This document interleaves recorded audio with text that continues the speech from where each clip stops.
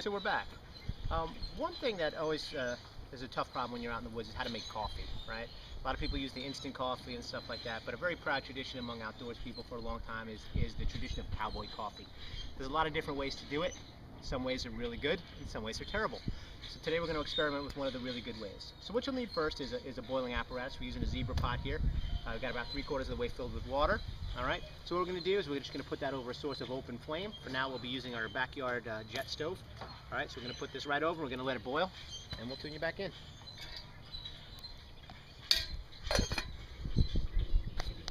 Alright, so we're working on our cowboy coffee here. The water's reached a rolling boil, okay? So a lot of recipes say you dump your coffee in at this point. Alright, but that ends up with a lot of scorched coffee grounds, and we don't want that. So what we're going to do is we're going to take the coffee off the flame for about 30 seconds. This will allow the water to cool down to roughly about between 200 and 220 degrees, which is the optimal temperature actually for extraction of the coffee from the grinds.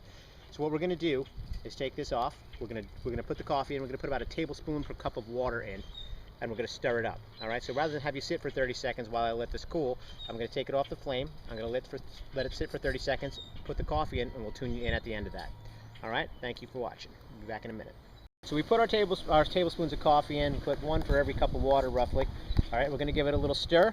Okay. We're going to cover it up to retain the heat, and we're going to let it sit for about 2 minutes. We'll tune you back in. Okay. So it's been about 2 minutes. So we're going to give this another good stir. All right. I know what you're saying, this looks like mud, but we're gonna fix this up.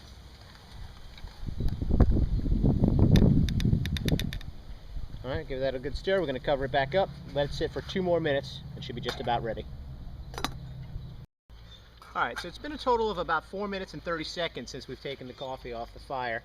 Alright, guess it'll have some grains on top there. So what we're gonna do, there's a couple of different ways you can go about this. Some people use crushed eggshells. The idea is that the calcium carbonate in the eggshell helps congeal the coffee grinds together so they sink to the bottom of the pot. The other way you can do that if you don't have if you don't have eggshells, is just use a little bit of cold water, very sparingly, around the pot, and that'll help all the grains sink to the bottom.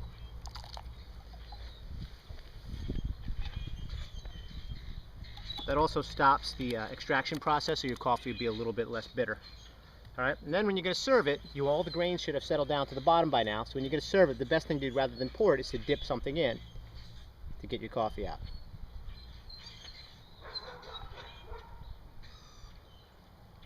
So we have our little ladle here. You can see no real grains. Alright, good bold cup of coffee. A little hot. And that's good stuff. That's cowboy coffee, gourmet way, straight off the fire. Thanks for checking us out.